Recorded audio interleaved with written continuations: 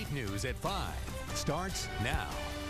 Thanks for joining us. We begin with breaking news. A University of Virginia fraternity is hitting Rolling Stone magazine with a multi-million-dollar lawsuit. This all stems from the magazine's 2014 article titled "A Rape on Campus." A Rolling Stone writer profiled a UVA student who claimed she was sexually assaulted at the Phi Kappa Psi house. Eventually, that story was retracted.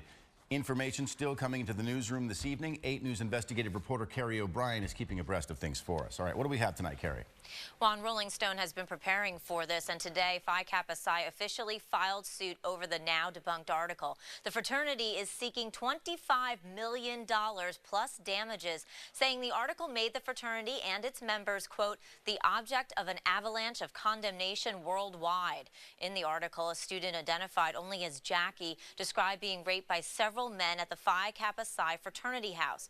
Police say they found no evidence to support the claims. This follows lawsuits from UVA's Associate Dean of Students and from 3 fraternity brothers who say the magazine damaged their reputations. A spokesperson for the magazine says they have no comment at this time. Juan? All righty, thank you, Carrie. As we got into this Monday, you might have noticed the weather outside. Raining all day long, and don't expect the wet weather where you live to let up at all tonight. John Bernier is tracking all of the gloominess for us. John, it has been a very gray day. A gray and soggy day in each life. A little bit of rain must fall. We may get more than just a little bit tonight. Some places upwards of an inch possible. Here's the rain working its way north throughout the state, and it is picking up. It will get a little heavier tonight over us here. Look at our 4 live local radars. A little gap over Chesterfield right now, but a little patch of moderate rain down just to the south of Petersburg. Steadier rain back off to the west of us, and a lot of cool air trapped over us. You notice the miserable temperatures in the 40s to the west, 50s over us here. Warm air streaking up along the coastline, so it is up to 71 degrees down at Cape Hatteras right now. What's on tap tonight? You see the green? That's the steadier light rain. The yellow is the moderate rain, and here comes moderate rain across us for a while. And then to the west of us as we head overnight. Some signs it may come to an end fairly early tomorrow morning. I'd hold on to it a little bit longer than 4:30 a.m. But then I think we'll see some improvement by tomorrow afternoon, and we'll talk about that in the full 8-day forecast coming up. If you want to keep the forecast at the palm of your hand, make sure that you download the 8 News Storm Tracker app. Everything you need is right there, free for you right now in the App Store or Google Play. And developing right now, a new nationwide push for school bus seatbelts. Yeah, this is the very first time that the National Highway Traffic Safety Administration has been supporting a push for seatbelts on every single American school bus. Here's why. On average, 5 people in America die in school bus accidents every year.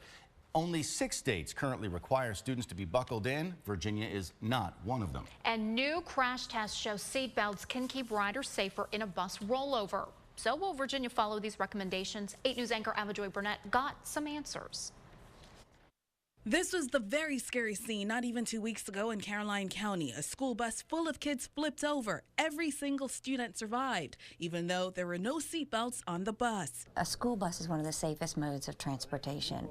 Safer, as a matter of fact, than being in your own vehicle. About 870,000 students ride the bus every day to Virginia public schools. Last year, school buses were involved in 362 crashes, but none of the passengers died. At a national bus safety conference being held right here in Richmond, reaction is mixed because school buses have historically been very safe. There's the concept of compartmentalization about keeping kids safe with high back seats and cushioned seats, and they can be safe within the compartment if there's an accident, versus having a young child try to get out of their seatbelt and maybe panicking, not knowing how to do that. Virginia has more than 16,000 buses, a potentially hefty cost to add seatbelts to every single one of them. People have to start thinking, how am I going to fund this? And is the government going to pay for it? Is the state? Is the contractor? Where does the money come from? For now, Virginia school districts are watching and waiting to see if they'll have to change. It's still a very, very safe way to get your children to school. But if there's ways to improve it, one death is too many.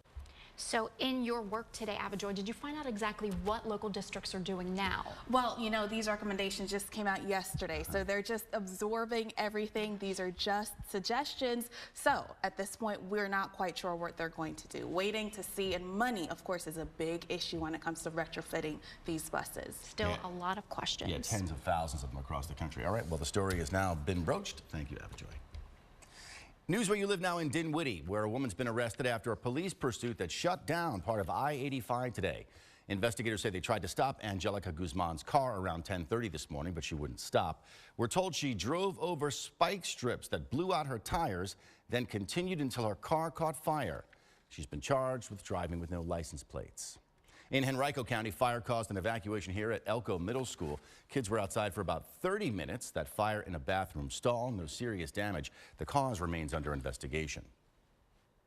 I'm resigning as president of the University of Missouri System. And with that, a change in power at the University of Missouri. The Mizzou president stepping down amidst students and faculty protesting over alleged racial injustice on campus. 8 News anchor Christina Fierk is tracking the latest for us.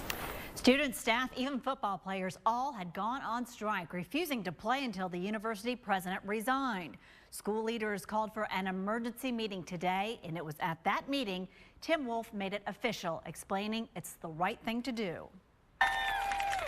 Cheers and chants from students celebrating the resignation of University of Missouri President Tim Wolf. It's really about just getting fairness, not just about Tim Wolf resigning, but it's about just getting equal rights. And it really makes me as a student feel just glad that I know that I could affect something if I needed to. Wolf announcing he is stepping down. My motivation in making this decision comes from love. His decision following student protests, faculty walkouts, and even football players and their coach refusing to take the field until Wolf resigned. We got frustrated with each other, and that is why I stand before you today, and I take full responsibility for this frustration, and I take full responsibility for the inaction that has occurred. Wolf had come under fire for his alleged mishandling of a series of racial incidents on campus, including reports of students being called the N-word and a swastika scrawled on a dorm wall. Tensions boiling over at the October homecoming when Wolf's car pushed its way through a group of protesters. Please, please use this resignation to heal, not to hate, and let's move forward together for a brighter tomorrow. In a statement, the governor there said this resignation was a necessary step toward healing, and the football coach announced his team will resume practice tomorrow. Amy? News where you live in Henrico, a neighborhood there on edge after a shooting. Early Sunday morning, someone opened fire in the Hungry Woods subdivision. The bullets hit 5 homes and 5 cars. Fortunately, no one was hurt. People who live in this neighborhood, though, are understandably upset.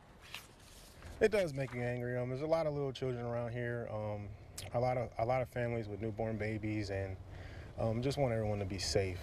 We just spoke with Henrico Police, who they believe the shootings are linked to. That's coming up new on 8 News at 6. There's a crime alert tonight in Carytown. Richmond police are looking for the man you see here, caught on surveillance tape robbing the Wells Fargo Bank on Cary Street. Police say he passed a note to a teller demanding money and then took off on foot with the cash toward Nansmond Avenue. Some city residents are on edge this evening after a pair of weekend shootings. The first was Sunday morning around 3 a.m. behind a nightclub at the intersection of 5th and Franklin Streets. No word on the severity of the victim's injuries here. Investigators say she was taken to a hospital. The second shooting around 9 o'clock last night at Sumter and Winder Streets. In this case, the victim was a 16-year-old boy. We're told his injuries are not life-threatening. To keep up with crime where you live, use Spot Crime. You enter your address into Spot Crime and then can see everything from home invasions to break-ins and shootings. You'll find Spot Crime at WRIC.com. On Wednesday, Governor Terry McAuliffe will once again deliver the address at this year's Veterans Day ceremony at the Virginia War Memorial. The city of Richmond is closing government offices in observance of Veterans Day. That includes City Hall, all public libraries, and the Richmond Animal Care and Control Center. There will also be no trash collection on Wednesday. A special treat for veterans at McGuire Veterans Hospital today. Our cameras were rolling as Washington Redskins player and Chesterfield native Morgan Moses stopped by and said hello.